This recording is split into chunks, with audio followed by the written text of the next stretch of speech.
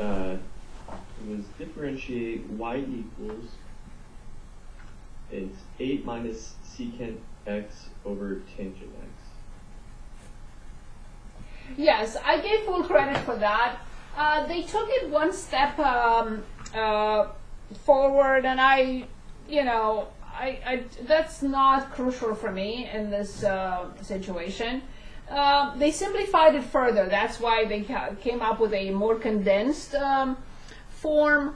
But let me show you what you did, and which is fine, and I gave full credit. Not you personally, everyone.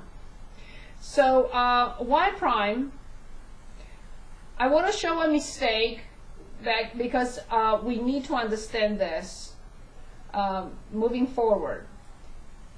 Who had a very systematic approach, mine or the books, did fine.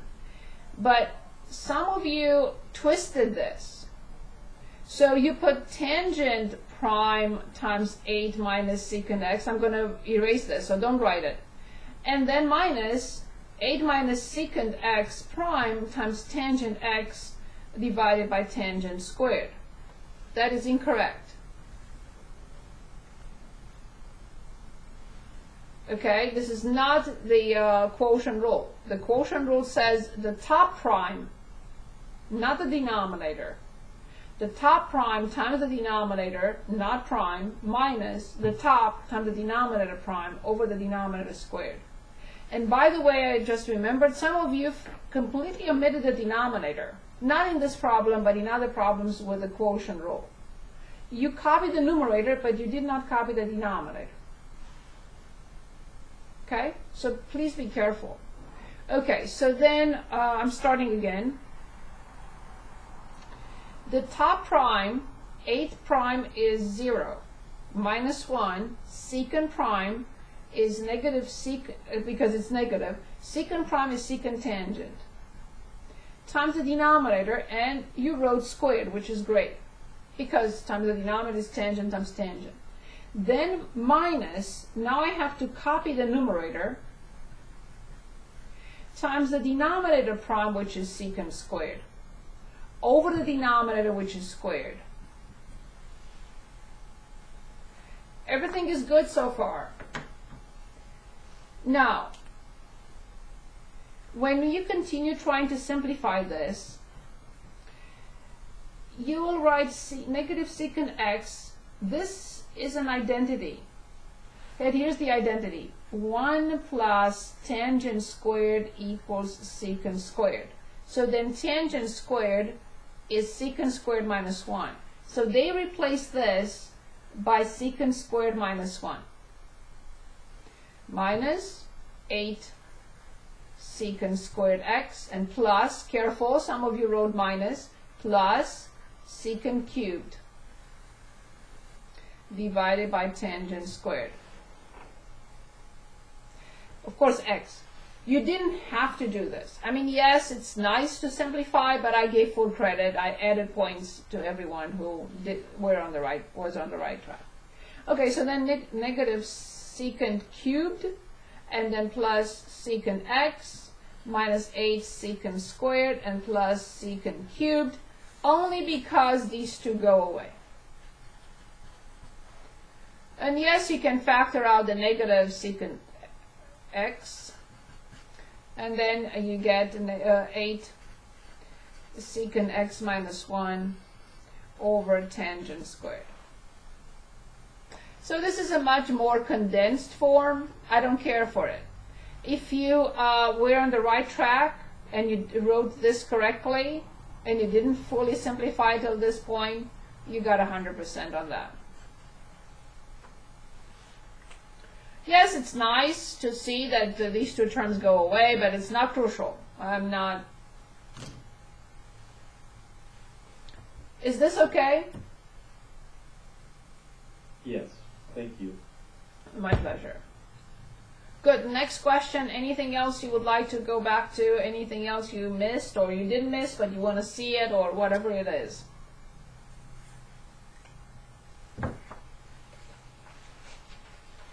I have a question. Yes, please. Give me 1 second here. It's related to the box question. Yes. The rectangle. Yes. Did I miss that one? I might have missed it. I'm not sure now for each and every. I can look if you want me to. Oh, I meant just if he presented it at the beginning. Oh, no. But all right. So the length of the rectangle is increasing at a rate of 6 centimeters per second, and its width is increasing at a rate of 8 centimeters per second. When the length is 7 centimeters and the width is 5. You said 7 and 5? Correct. How fast is the area of the rectangle increasing? Perfect. Is this clear so far, what I wrote? Yes, it is. Okay, perfect.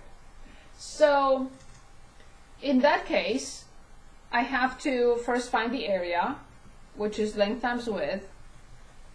I have to differentiate 3 different functions with respect to time. So dA over dt. This is function 1 and this is function 2.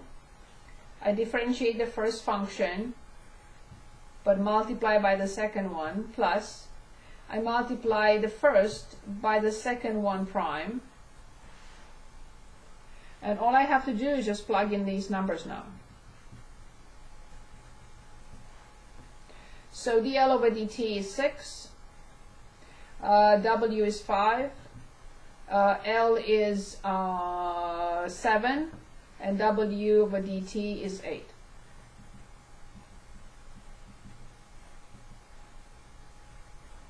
And do not forget that this is the measurement unit is this. I see where I went wrong with the. So be very careful if the thing was the error was here. This is a product rule. They are both functions of time because of this. So we have to use the product rule, and 1 prime times 2 plus 1 times 2 prime, or the other one that is presented in the book, or anything else that works. Thank you very much. Thank you. Good. Next question, is there anything else from the test that we would like to go back to?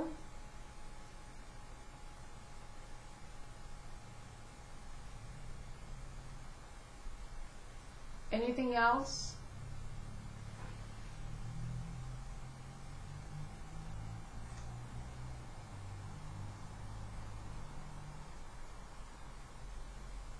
Can you do number 9?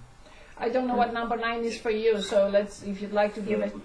Theta approaches 0, cosine 3 theta minus 1 over sine 5 theta. And this is the limit when theta approaches 0? Yeah. Okay.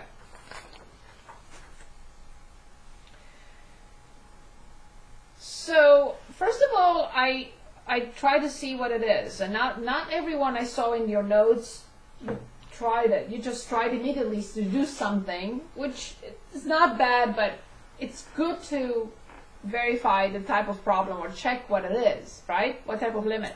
So cosine approach, when theta approaches 0, cosine approaches 1, and 1 minus 1 is 0, and the denominator is 0. Okay, so one possibility would be to, because you are allowed to, we discussed L'Hopital's rule a long time ago, you could use L'Hopital's rule. The numerator prime is negative sine 3 theta and multiplied by 3, the inner function prime. The denominator is cosine 5 theta times the inner function prime, which is 5. Cosine approaches 1. This is 3/5, but sine approaches 0, and the answer is 0. Because I have 0 times 3 over 1 times 5, and that's 0.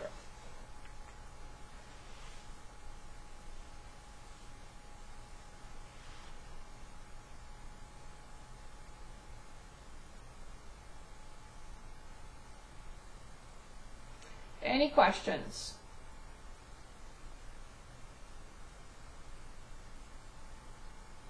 Is this okay?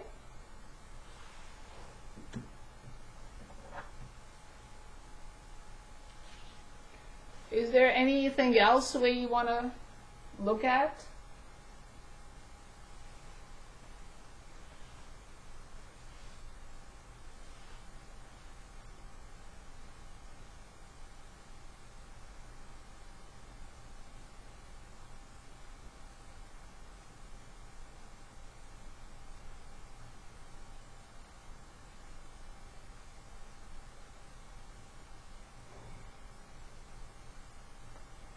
Anything else, or we go back to review?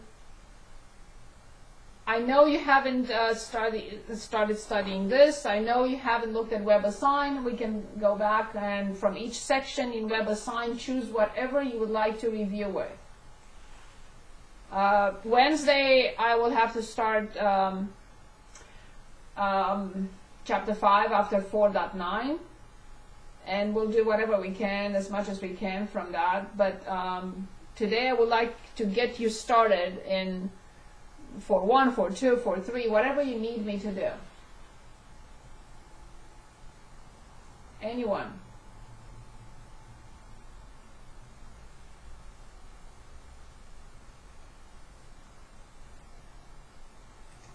I don't have anything in particular from any of those sections, but maybe more of the optimization problems. So Okay, so let's go directly to optimization then.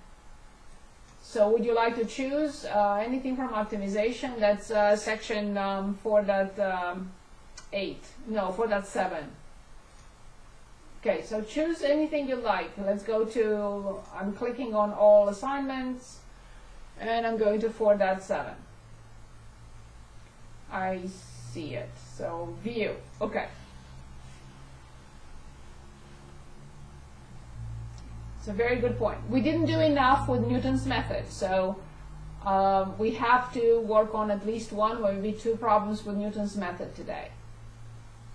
But let's start with optimization. That's a good point. Yes. Which problem? We did problem 4 in class, for example. I just recycled it. I can bring it up again. maybe something like. We did. I have the book open. Oh yeah, the book is fine. Yes. Maybe one. I don't know if we did one where, like, as the price increases, the number of customers or something like that decreases. The demand. Yeah, the demand. So like number 60 is the first one that I saw, or 59, something like that. Okay, very good. Okay, so a baseball team plays in a stadium. So let's write, this is problem 59. And page 334. And they say that a baseball team plays in a stadium that holds 55,000 spectators. That's the maximum. With the ticket prices of $10, the average attendance 27,000. When ticket prices were lowered to 8, the average attendance rose to 33,000. Find the demand function.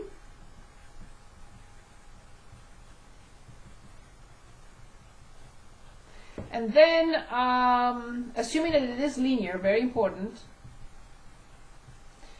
And then, how should the ticket prices be set to maximize revenue? Maximize revenue, and find ticket price. I copied everything so I could put this on the floor. Okay.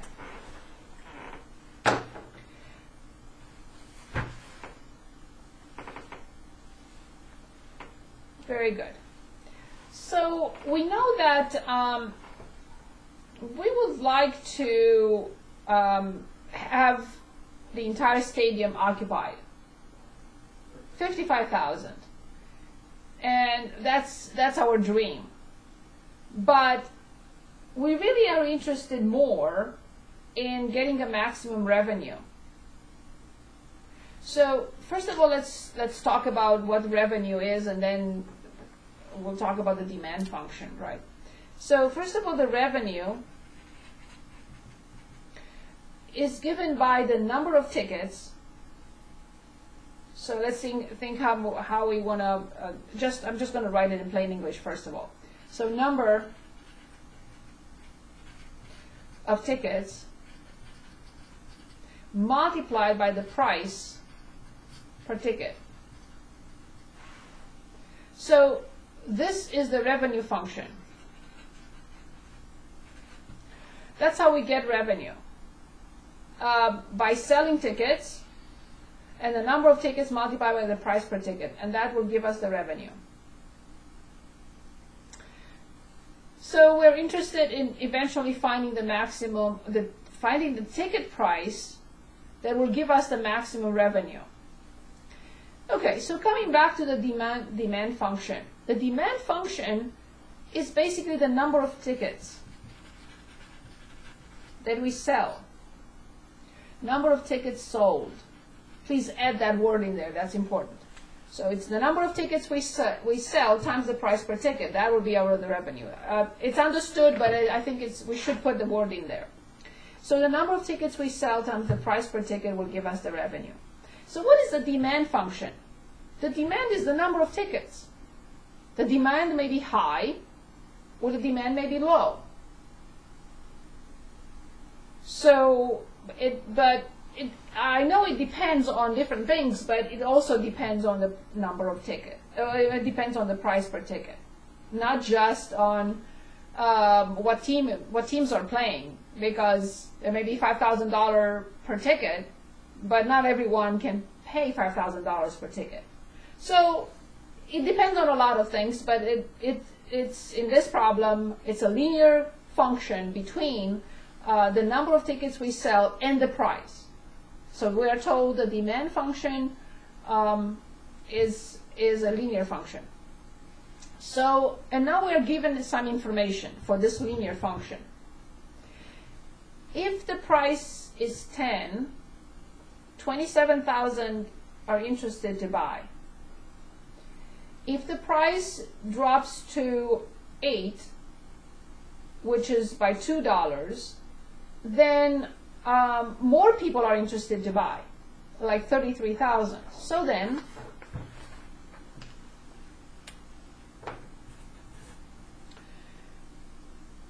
the first point is 10, 27,000, and the other point is 8, 33,000. So in order to find the demand, this is X. So we have to be careful. I want to make sure that we understand how we denote this, because this is the price, and this is the demand. The demand is the number of tickets we sell, or the number of spectators. So I'm going to call this X, and I will specify what it means. Price per ticket, and I'm going to call this Y, which is the number of tickets sold at a particular price, and I'm going to say demand. And we are told that this is a linear function. So then I'm going to create a linear function.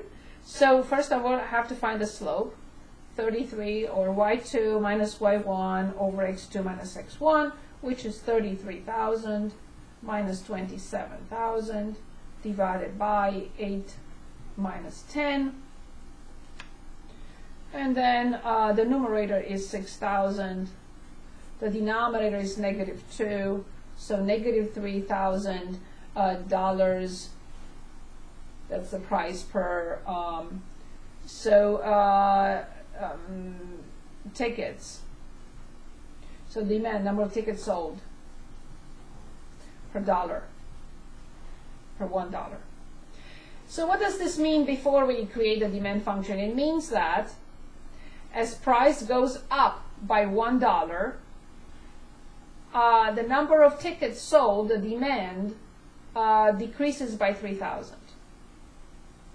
So that's a negative slope as price goes up.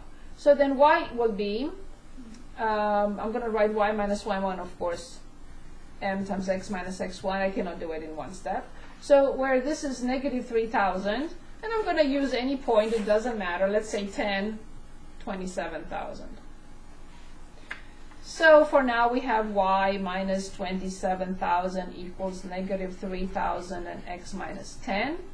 I will distribute negative 3,000 x and plus 30,000 and plus and plus 27,000, and this is my y. So then y equals negative 3,000 x plus 57,000. So this is the demand. And where is my previous page? Here it is. So we were asked to find the demand function, which is linear, and we did. We were given 2 points, and we found negative 3,000 x plus 57,000. Okay. Now, the revenue function, r of x,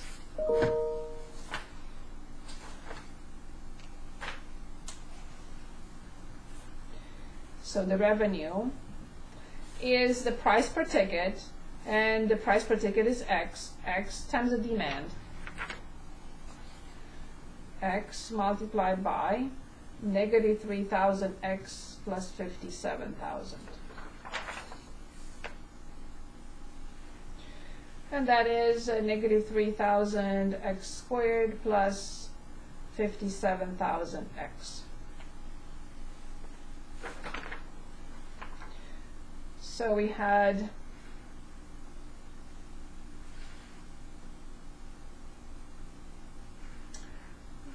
multiplied by x, which was what it was on the previous page.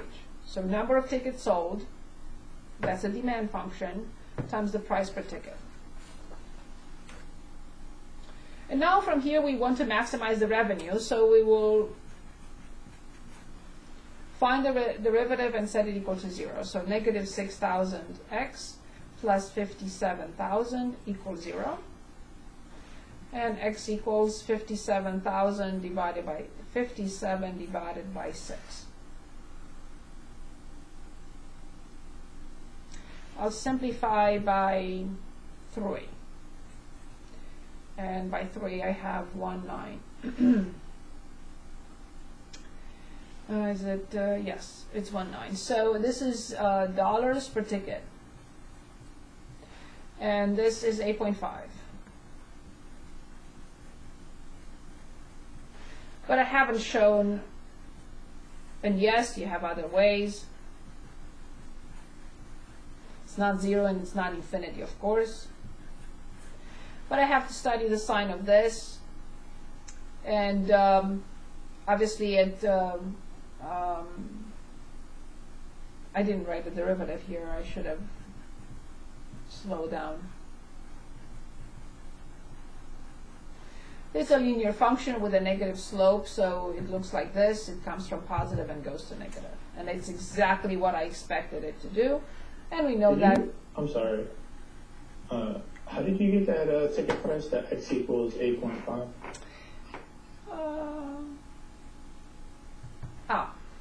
Thank you.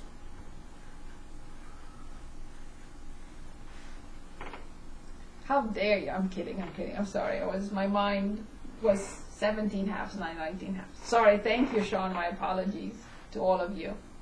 So $9.5, so that's maximum. That's what you meant to say, right? Correct. Oh, was everything else correct? I'm sorry. I wasn't sure if maybe... No. It's just me. Sorry about that. Of course, 19 divided by 2 is 9.5, not 8.5. Thank you.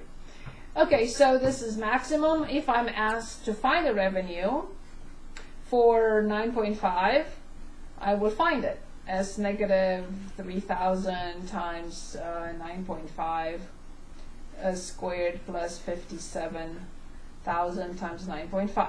And that would be the max. If I deviate from this, if I go to 9, I'll not have the maximum profit. If I go to 10, I will not have the maximum profit. Only 9.5. So negative 3,000 multiplied by 9.5 squared, and plus 57,000 multiplied by 9.5. So the maximum revenue will be, in case they're asking us, is this.